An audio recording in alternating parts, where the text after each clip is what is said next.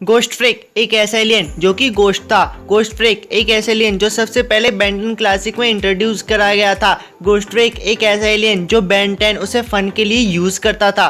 बस इसी एक गलती के कारण गोस्ट फ्रेक निकल आया था ओमनिट्रिक्स से बाहर, और वह बाहर आकर खुद बेन के ऊपर कब्जा करना चाहता था, क्योंकि उसको भी तो ओमनिट्रिक्स चाहिए ना आज, क्योंकि बेन 10 की सीरीज में हर कोई विलन जो उसको हर किसी को ओमनिट्रिक्स चाहिए। तो जब गोस्ट फ्रेक ओमनिट्रिक्स से बाहर निकल गया तो दरअसल वो गोस्ट फ्रेक नहीं, वो जेड स्कायर था, और उसको भी ओमनिट्रिक्स चाहिए थी। जेड स्कायर ने बहुत कोशिश करी कि ओमनिट्रिक्स मिल जाए, पर उसने बेन 10 को बहुत डराया। उसने बेन 10 के साथ हमें भी डराया था, क्योंकि हम भी तो जब छोटे थे ना उसे देख रहे थे। तो बेन तो हमारा इंटेलिजेंट है, उसने आराम से जेड स्कायर को हरा दिया।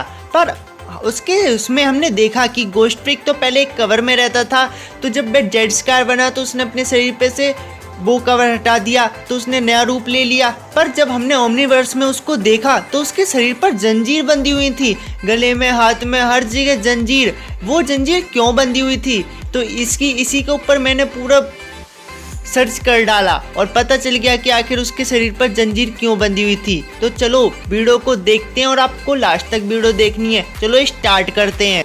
गोस्ट फ्रेक जो बेन 10 क्लासिक में इंट्रोड्यूस कराया गया था, बेन गोस्ट फ्रेक में ट्रांसफॉर्म होता था सिर्फ फन के लिए, लोगों को डराने के लिए। इसी चक्कर में वो उसको बहुत ज़्यादा यूज़ करता था।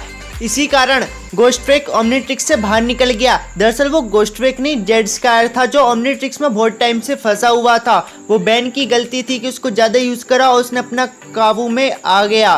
पर उसने बेन ने आराम से गोस्ट फ्रेक को हरा दिया और वह मर गया था। फिर दोबारा अपीयरेंस कराया गया उसको कि वह वापस से जिंदा हो गया, तो वह फिर से मर गया। इसलिए बेन ने एलियन फोर्स और अल्टीमेट एलियन में गोस्ट फ्रेक का यूज नहीं करा था, क्योंकि बेन डरता है कि गोस्ट फ्रेक कभी ओमनिट्रिक्स से बाहर नहीं निकल के आ जाए। फिर ओमनीवर्स में हम गोस्ट फ्रेक को देखते हैं तो उसमें हमें पता चलता है कि बिल गेट्स ने गोस्ट फ्रेक को आज़ाद करा दिया, मतलब कि जेड स्कायर को आज़ाद करा दिया, और जेड स्कायर ने खुद किसी प्लेनेट पर कब्जा कर लिया है। उसके बाद हम देखते हैं कि जब बेन ओमनीवर्स में ट्रांसफॉर्म होता है गोस्ट फ्रेक में, तो उसके शरीर पर बहुत सारी जंजीरें बंध रही हैं। ये जंजीरें क्यों बंध रही हैं, मतलब ये चेन्स क्यों है? तो इसी का आंसर मिलेगा इस वीडियो में। दरअसल क्लासिक में जब गोस्ट फ्रेक मतलब कि जेड स्कायर ओमनिट्रिक्स से बाहर आ गया था, तो अजमत को लगा कि ये एलियन सही नहीं है और इस पर काबू पाने के लिए कुछ ना कुछ करना पड़ेगा। जैसे मैंने पिछली वीडियो बताया था कि हुमांगासोर अपनी हाइट क्यों नहीं बढ़ा सकता, अगर नहीं देखिए तो जाकर देख लो।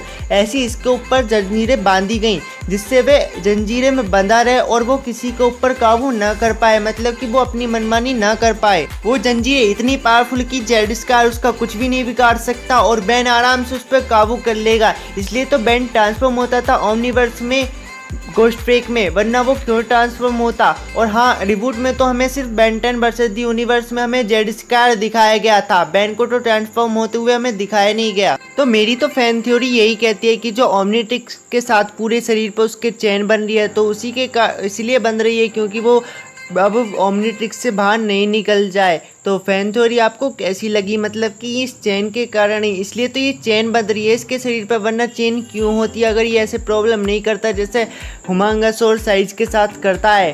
तो यही बताना था, बस आज का इन्फॉर्मेशन यहीं तक है।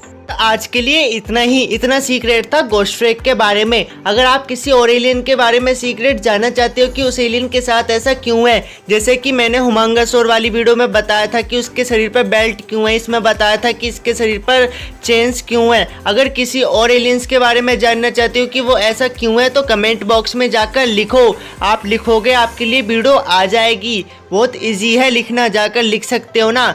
तो बस लिखो जाकर, और आप मुझे ये कहना था कि वीडियो को लाइक और चैनल को सब्सक्राइब। और अब मैं कह देता हूँ, thanks for watching my video.